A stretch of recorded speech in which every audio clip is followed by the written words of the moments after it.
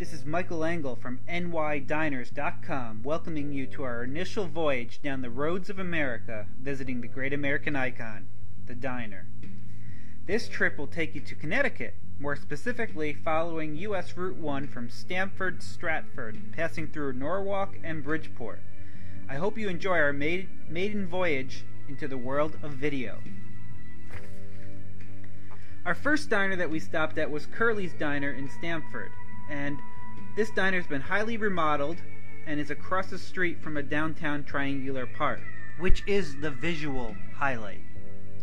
Up the road we find the remodeled Post Road Diner. This Paramount was once bricked over, but now sports a nicely remodeled interior. Note the old movie theater painted on the side of the neighboring building. The next diner we moved on to is the Silver Star Diner, and Randy Garvin calls this the first $1 million diner in America. Driving down the road we saw this gem on the side of the road. It's called John's Diner, or at least it was called John's Diner when it was open. But we stopped for lunch at the Family Diner, which is a rare downtown diner, especially on this trip, so well preserved in downtown Norwalk. Definitely worth visiting. Along the highway, US 1 again, we passed two 24-hour diners. First was the Sherwood Diner, followed by the Athena. Both are your classic large Greek diners. Following the original US Route 1 into Bridgeport, we passed La Carreta, which replaced the Sterling Streamliner. Now this diner sits at the end of a one-way street, and as you can tell, there's a park between me and the diner. So today, US 1 does not go down this road. But if you continue down what I believe is old US 1, you're going to pass a fenced-in diner previously called El Moderno Restaurant, another typical Mediterranean environmental diner.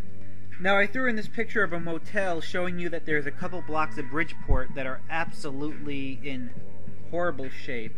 And moving up Main Street, what is called Main Street, north out of Bridgeport, we pass the New Colony Diner and the Galaxy Diner, which is closer to the Merritt Parkway.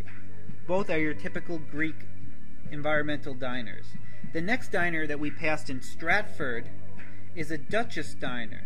The black-veined white marble inside was a nice highlight to the back bar of the diner and to this otherwise late 90s environmental diner. Also in Stratford is the Blue Sky Diner, which was the classic intro into colonial stylings for diners. And the diner is well preserved for such a rare type of diner seen today.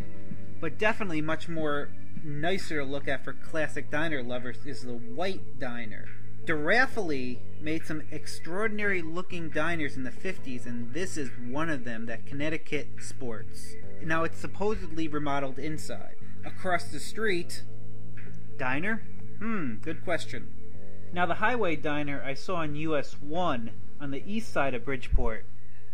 As we moved back to Stamford, I saw this ugly building and just had to take a picture. But to get rid of that ugly building, we have to throw in something absolutely stunning. Another DeRaffaelli rounds out our road trip near the Merritt Parkway, which helps name Parkway Diner. I wish I wasn't full, but it's a good reason for coming back. So I hope you enjoyed this trip down the roads of America, and this road is US Route 1 in Western Connecticut. We welcome comments at travel@nydiners.com and look for more trips in the future.